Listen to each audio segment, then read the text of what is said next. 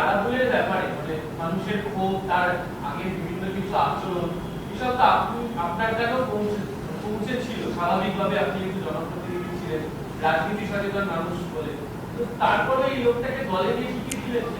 দেখুন, এই প্রসঙ্গ যখন আসছে, এই প্রসঙ্গে আমি ইতিপূর্বে একাধিকবার বলেছি যখন নতুন তাকে দলে জয়েন করেছিলাম। দেখুন, কোনো মানুষ যদি তার পাস্ট জীবনের কর্মকাণ্ডতে অনুতপ্ত হয়ে সঠিক পথে জনসেবার কাজে নিযুক্ত হতে চায়, তাকে আপনি সুযোগ দেবেন না? সেই মর্মে আপনারা জানেন, তার বক্তব্য দেখবেন, তিনি স্বীকার করেছেন যে অন্যায় বা ভুল তার জন্য, তার মাধ্যমে যেগুলো হয়েছিল তিনি সেখানে অনুতপ্ত। তার পরিবর্তে তিনি নতুন করে জীবনযাপন শুরু করতে চাই মানুষের জন্য। সেই মর্মে আমরা তাকে সুযোগ দিয়েছিলাম। এই কলকাতায় দেখা যাচ্ছে যে বড় স্কুল, বেসরকারি বড় স্কুল আছে, সরকারি স্কুল সাপের কামড় খাচ্ছেন পড়ুয়ারা ভবানীপুরের মতো জায়গাতে। এখন মিডিয়ার বন্ধুদের অনেক এটা নিয়ে চর্চা করার সময় হয়েছে। এটা শহুরে বাবুদের সমস্যা বলে, এটা গ্রামীণ সমস্যা দীর্ঘদিন ধরে হয়ে আসছে। আজকে মিডিয়ায় আলোচনা হবে, ডিবেট হবে, ঘন্টাখানেক হতে পারে। আবার শহরে কেন সাপে কাটলো? আরে গ্রামে প্রতি বছরে প্রায় ১,৫০০ মানুষ সাপে কেটে মারা যাচ্ছে পশ্চিমবাংলায়, কোনো চর্চা হয়নি। আমি বিধানসভায় বলেছিলাম এটা নিয়ে। স্নেক আইল্যান্ড যেটা আছে, 5 বছরে সাপে কাটা রুগী দেখলে মারা গেছে 2-4 জন খুঁজে পাবেন। তাহলে এখানে পশ্চিমবাংলা হচ্ছে কেন? সাপে কাটলেই মারা যাচ্ছে কেন? সব থেকে বড় সমস্যা হচ্ছে এটাই যে অ্যান্টিভেনাম তৈরি হয়, সেটা আমাদের রাজ্যে আর হচ্ছে না। ফলে তামিলনাড়ু থেকে, সাউথ ইন্ডিয়া থেকে নিয়ে আসতে হচ্ছে। ভৌগোলিক অবস্থানগত কারণে তামিলনাড়ুর চন্দ্রবোড়া সাপের যে বিষ, আমাদের ওয়েস্ট বেঙ্গলের চন্দ্রবোড়া সাপের সেই বিষ ম্যাচ করছে না। ফলে কি হচ্ছে, এই অ্যান্টিডট বা এভিএস দেওয়ার পরেও এই রোগীগুলো শরীরে অবজার্ভ করতে পারছে না, অনেকে মারা যাচ্ছে, বা অনেকে ট্রিটমেন্ট হওয়ার কিছুদিন পরও মারা যাচ্ছে, ক্ষতি হচ্ছে। আমি চাইবো না শহরের মানুষকেও সাপে কাটুক, আর আমি চাইবো না গ্রামের মানুষকেও সাপে কাটুক, কিন্তু চর্চা এটা নিয়ে বেশি বেশি করা দরকার, যে একটা ভয়ঙ্কর সমস্যা। গতকালকেই তো সম্ভবত সেন্সাসের ডিউটি করতে গিয়ে এক সরকারি কর্মচারী সাপের ছোবলের সাপটাকে কামড়েছে। কেন হবে এগুলো? সচেতনতার অভাব। সাপ আর মানুষের মধ্যে সংঘাতে তো এটা হয়, কেন সংঘাত হবে? আমাদের ডিপার্টমেন্ট কি করছে? মানুষকে সচেতন করতে পারছে না কেন? পশ্চিমবাংলায় 104-5 রকমের সাপ আছে, 4টে সাপ সব থেকে বেশি কাটে। সেই সম্পর্কে মানুষকে সচেতন করা হচ্ছে না কেন? দপ্তর আছে, মিনিস্টার আছে, সচিব আছে, বছরে বছরে বরাদ্দ হচ্ছে, কিন্তু সাধারণ মানুষের আউটকাম কি হচ্ছে? বাজেট বেড়ে যাচ্ছে, কিন্তু আউটকাম যতক্ষণ আমরা দেখাতে পারবো সেই বাজেটের কোনো দাম নেই।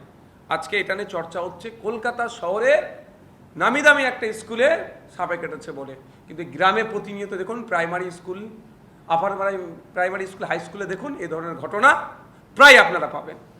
এই তৃণমূলীকরণের ফলে এই দিনগুলো দেখতে হচ্ছে। দিলীপ ঘোষ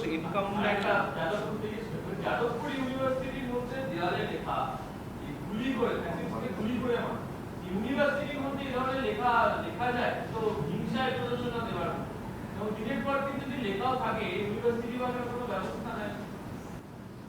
দেখুন, ইউনিভার্সিটির অভ্যন্তরীণ ব্যাপারটা সম্পূর্ণই ভাইস চ্যান্সেলর স্যার দেখেন। ওই প্রিমিসেসে কি হবে না হবে, ইভেন পুলিশ ঢুকবে কি ঢুকবে না, সেটা সম্পূর্ণ ইউনিভার্সিটির অথরিটির উপরে নির্ভর করে। আপনি যে লেখা আছেন, সে লেখার আগে পরে কিছু আছে না নাই সেটা আমাকে জানা দরকার। কারণ যাদবপুরের ইউনিভার্সিটির মতো তাৎপর্যপূর্ণ জায়গাতে শুধুমাত্র ওইটুকু লিখে দেবে, আমার এটা হচ্ছে না, কিছু আগে পরে নিশ্চিতভাবে থাকবে। কারণ যাদবপুরের ইতিহাস শুধুমাত্র ভারত স্বাধীন এই কটা দিনের ইতিহাস নয়, ভারত স্বাধীনতা সংগ্রামে যাদবপুরের ভূমিকা অনবদ্য আমরা জানি। সুতরাং ওখানকার ছেলেমেয়েরা বিশ্বের বিভিন্ন প্রান্তে তারা যোগ্যতার সাথে তারা দাপিয়ে বেড়াচ্ছেন, চাকরিও করছেন, দেশ এগিয়ে যেত তাদের ভূমিকা আছে। ওখানে কি কি লেখা আছে আমাদের একটু ভাবা দরকার। কারণ যাদবপুর সম্পর্কে অনেক ভুল তথ্য পরিবেশন হচ্ছে আজকাল দেখছি। সিসিটিভি ফুটেজ, সিসিটিভি নাকি নাই, সেটা পরবর্তী দেখলাম সিসিটিভি আছে। জাতীয় সঙ্গীত নাকি গাওয়া হয় না, বা বন্দে মাতরম নাকি গাওয়া হয় না, কিন্তু পরবর্তীতে যেসব ফুটেজগুলো বার হচ্ছে, যে বাস্তবের সাথে যেই তথ্য পরিবেশন করা হচ্ছে মিডিয়ার মাধ্যমে, বিস্তর ফারাক দেখতে পাচ্ছি। বিশেষ করে দেখা যাচ্ছে যে চিকিৎসা করাতে এসে গাছ ভেঙে পড়ে একজনের মৃত্যু হয়েছে, 3 জন আহত। কলকাতা তো দ্রুততার যারা নির্বাচিত জনপ্রতিনিধি আছে, তাদের কাজগুলো মধ্যে তো এগুলো বর্তায়। কাউন্সিলরদের কাজগুলো কি কি, লেখাগুলোকে দেখা, অবশ্যই হসপিটাল প্রিমিসেসে হসপিটালের সুপারিনটেন্ডেন্ট স্যারের এখতিয়ারের মধ্যে পড়ে, কিন্তু রাস্তা বিভিন্ন রোডে দেখবেন গাছপালাগুলো কি অবস্থা হয়ে আছে। এসএসকেএমের কথা বলছেন আপনি, এটা তো এগুলো তো হচ্ছে। শুধু তাই নয়, চিকিৎসা পরিষেবা থেকে শুরু করে আনুষঙ্গিক যে বিষয়টা আছে, তৃণমূলের আমলের যে অবস্থায় চলতো, এখন একই অবস্থায় চলছে, কোনো পরিবর্তন দেখতে পাওয়া যাচ্ছে না। দিলীপ ঘোষ তিনি এনকাউন্টারের কথা বলছেন খড়গপুরে, গতকালই বলছিলেন যারা নেশা করে মাফিয়া তাদেরকে এনকাউন্টারে, আজকে দিলীপ ঘোষ নিজেই এয়ার গান নিয়ে শুটিং প্র্যাকটিস করছেন। দেখুন, ব্যাপারটা হচ্ছে ক্ষমতায় আছেন, মিনিস্টার আছেন, তিনি যে কথা বলবেন সে কথা এখন, সেই কথাগুলি এখন বাণী হয়ে দাঁড়াবে। মমতা ব্যানার্জির এপাং অপাং ঝপাংও এখন কবিতা হয়ে গিয়েছিল একটা সময়, কারণ তিনি চিফ মিনিস্টার ছিলেন। এখন মন্ত্রী আছেন, তো কথাগুলো বাণী। ব্যাপারটা হচ্ছে নেশা যারা করছেন তাদেরকে এনকাউন্টার করার কথা বলছেন, তো নেশা জাতীয় দ্রব্যটা এসে পৌঁছাচ্ছে কেন তাদের হাতে? আপনাদের সরকার, আপনাদের প্রশাসন কি করছে? এত গাঁজা আসছে কোথায়? ড্রাই স্টেট করতে পারছেন না কেন? বিধানসভায় তো আমি বলেছিলাম মদ বন্ধ করে দেন, সেগুলো বন্ধ হচ্ছে না কেন?